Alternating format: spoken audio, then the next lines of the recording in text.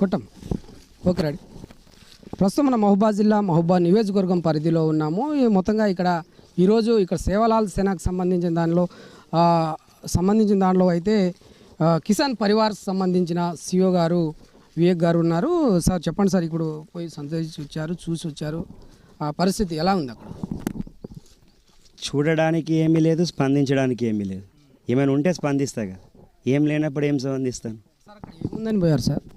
ఏమున్నది అని అనుకొని పూర్తిగా ఏదో పెద్దగా ఒక సంత సేవాలాల్ గారి మందిరం అంటే ఒక మానుకోట జిల్లాకి ఒక ఆదర్శవంతంగా, దేశానికి ఆదర్శవంగా ఏమున్నదని పోయినా, కానీ నాకు అక్కడ ఏం కనిపించలేదు. తదుపరి నేను ఇక్కడి నుంచి ప్రభుత్వాన్ని కోరుతా ఉన్నా. 2 ఎమ్మెల్యేలు ఉన్నారు, మురళీ నాయక్ గారు ఉన్నారు, రామచంద్ర నాయక్ గారు ఉన్నారు, ఒక ఎంపీ బలరాం నాయక్ ఉన్నారు. వీళ్ళందరినీ కోరుతా ఉన్నా, ఇది మీ మందిరం, మన మందిరం, అందరం కలిసికట్టుగా దీన్ని డెవలప్ చేసుకుందాము. నెక్స్ట్ ఇయర్ 2026 కల్లా అయినా దీని ఒక ఆదర్శవంత సంత సేవలాల్ మందిర్గా తీర్చిదిద్దేందుకు మనం అందరం కలిసి పనిచేద్దాం. ప్రధానంగా అక్కడ చూస్తే ఇటు రాష్ట్రం ఇటు కేంద్ర ప్రభుత్వాలు సంబంధించిన నిధులు రావట్లేదని కొందరు నాయకులు చెప్తున్నారు, సంబంధించిన వాళ్ళు చెప్తున్నారు. నిధులు వస్తే పనిచేసే స్థాయిలో ఇక్కడ ఉన్న వాళ్ళు ఉన్నారు అంటే లేదంటున్నారు. ఏది మా దగ్గర పెట్టలేకపోతున్నారు. మీరేమైనా సాయం చేయగలరు? నిధులు లేకుండా ప్రభుత్వాలు నడవండి. ప్రభుత్వాలు లేకుండా నిధులు లేవు. కేవలం సంత సేవాలాల్ మందిర్కి మాత్రమే నిధులు లేవా? నేను చూపించాలా ఎన్ని నిధులు ఉన్నాయో? నాతో రండి, నేను చూపిస్తాను సెక్రటేరియట్కి. మీరు నేను కలిసే పోదాం, లేకపోతే ఇంకో కరస్పాండెంట్ ఇంకెవరైనా మీడియా మీటింగ్ నేను వస్తా, నేను మాట్లాడతా రాష్ట్ర ఆర్థిక మంత్రి వర్యులతో. నిధులు ఎక్కడ లేవని చెప్పి ఎందుకు లేదు?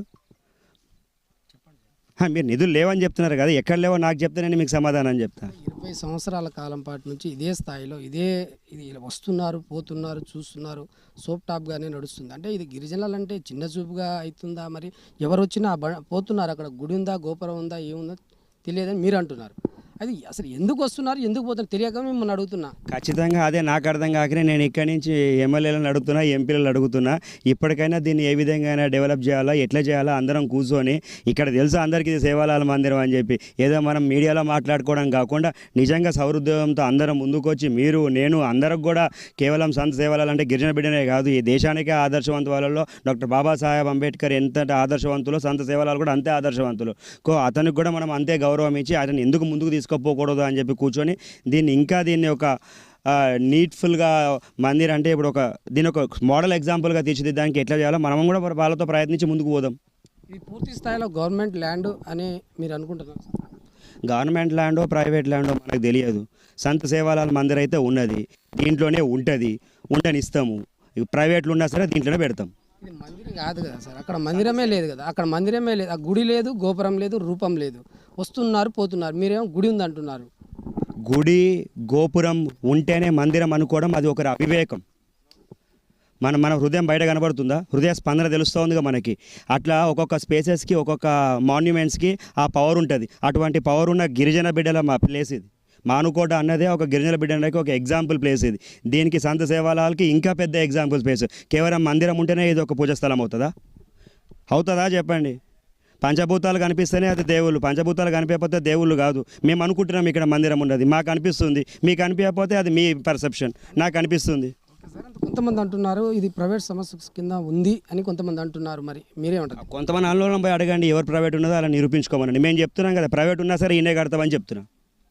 సార్ దీంతో పాటు మీరు అంటే అందరికీ సాయం అనేది చేస్తూ ఉన్నారు. కిసాన్ పరివార్ అంటే ఒక గిరిజన పేద మధ్యతరగతి కుటుంబాలు చేస్తూ ఉన్నారు కదా, ఇది కూడా గిరిజనులకు సంబంధించిన గుడి కాబట్టి మీ సాయం ఏమైనా ఉంటుందా? ఖచ్చితంగా ముందుకు పోతామంటున్నా.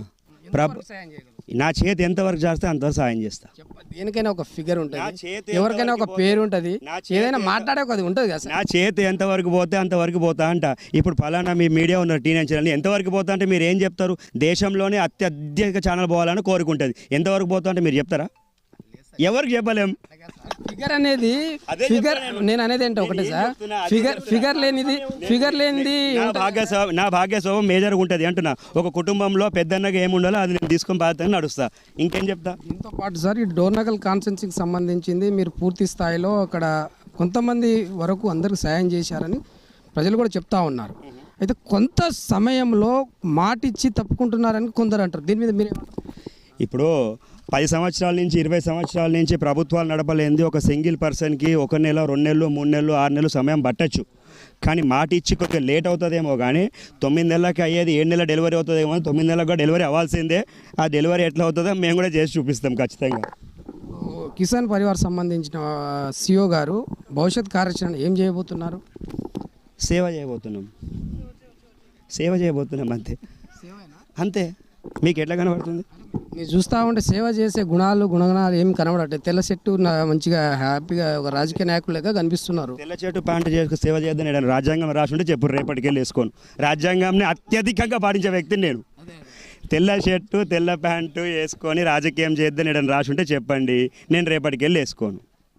రాజకీయంగా అయితే ముందడుగు వేస్తున్నారు కొందరు చెప్తా ఉన్నారు. ఇది భవిష్యత్ కార్యాచరణ ఏమైనా ఉందా? రాజకీయంగా వేస్తున్నాం అనుకోండి, తప్పేమున్నది? తప్పేమున్నది? రాజకీయంగా తప్పేమున్నది? సరే నాకు ఎమ్మెల్యే టికెట్ ఇప్పిస్తారు, రేపు నా నామినేషన్ వేస్తా. అభివృద్ధి అంటే ఏందో అప్పుడు చూపిస్తా.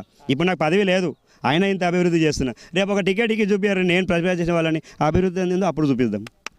డోర్నకల్ కాన్స్టిట్యున్సీ అటు కిసాన్ పరివార్ సంబంధించిన గతంలో నామినేషన్ వేసి టికెట్ సమయంలో అంటే నామినేషన్ వేసిన సమయంలో కొద్దిగా సురిటీలో కొద్దిగా ఇటు తప్పింది, వెళ్ళిపోయారు మన కిసాన్ పరివార్ సంబంధించిన భూపాల్ నాయక్. మరి పరిస్థితి మరి సార్ మళ్ళీ తిరిగి రాలేదు, కాన్స్టిట్యున్సీ కూడా చూడడానికి రాలేదు. మరి దీని మీద మీరేమంటారు? భూపాల్ నాయక్ వివేక్ ఇద్దరు కాదు, భూపాల్ నాయక్ వివేక్ ఒక్కడే. అదే అండి, దానికోసం ఒక్కడే అంటున్నా. ఒక్కడే. నేను తిరుగుతున్నా కదా, నేను నిరంతరం ప్రజలలో ఉన్నా. ఒక ఎమ్మెల్యే ఎంపీ కంటే కూడా ఎక్కువ తిరుగుతున్నా. ఇంకేం కావాలా? అంటే ఇద్దరు తిరుగుతున్నట్టే. అక్కడ సురిటిలో పోయిన తర్వాత మాకు కనిపించట్లేదు అని ప్రజలు చెప్తున్నారు, మీరేమంటారు? మీడియాకి కనబడుతున్నాను లేదా? నేను ప్రతి వారానికి ఒకసారి 10 రోజులకు ఒకసారి. భూపాల్ నాయక్ ఎందుకు కనబడట్లేదు? నేను అదే అంటున్నా, మీరు భూపాల్ నాయక్ వేరేలాగా చూస్తున్నారో చూడకండి అంటున్నా. వివేక్ అన్న భూపాల్ నాయక్ అన్న ఒకటే అని చెప్తున్నా నేను. మరి భూపాల్ నాయక్ అక్కడ నిల్చున్నాడా, వివేక్ నిల్చున్నాడా డోర్నకల్ కాన్స్టిట్యున్సీలో? భూపాల్ నాయక్ దేహకంగా ఉంటే మనస్పరంగా వివేక్ నుంచున్నాడు. ఒక్క నిమిషం.